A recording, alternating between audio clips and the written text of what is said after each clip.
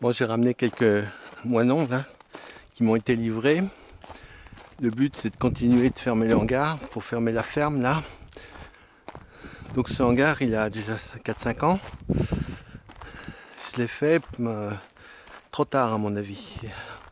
On a, depuis mon installation, on a toujours mis l'argent pour loger les animaux dans des stabules avec des bâtiments qui aujourd'hui, moi, me paraissent pas forcément très adaptés.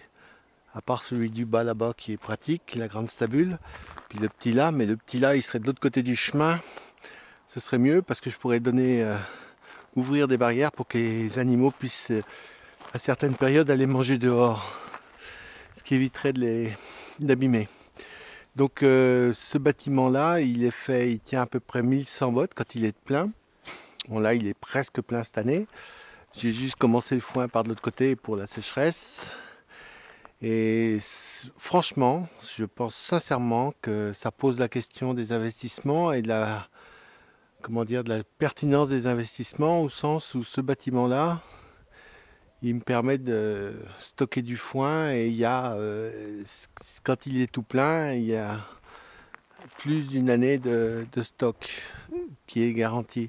Et donc ça pose la question de savoir si on doit vaincre des sécheresses, si des bâtiments comme ça vont pas être indispensables pour stocker assez à manger. Parce qu'on parle toujours de bien-être animal.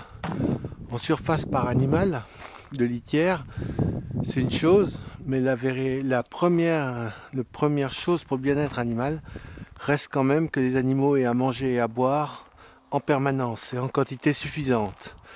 Et pour ça, il faut du stock. Donc voilà, j'avoue que je regrette de l'avoir fait trop tard. Bon, c'est toujours facile après coup de le dire, hein, mais j'aurais dû le faire plutôt en début de carrière plutôt que de bricoler des petites stabules. Parce qu'un grand hangar comme ça pour stocker du foin, c'est génial. Et puis j'aurais 4 ou 5 petits bâtiments satellites plutôt que d'avoir des grands bâtiments comme là-bas qui sont pas très fonctionnels aujourd'hui. Les animaux, je pourrais plus jouer en demi-saison déjà, faire manger les animaux à l'abri, ce qui évite la gadoue. Et puis en plein hiver, ouvrir dès qu'il fait bon. Et par expérience, je peux vous dire que les vaches, quand il fait mauvais, elles sortent pas forcément. Donc là, c'est la partie du foin que j'ai entamée. J'avais mis un peu de foin ailleurs, des foins que j'avais réussi un peu à voler entre guillemets après les moissons. Donc j'ai commencé déjà de taper dans le foin d'hiver pour un moment.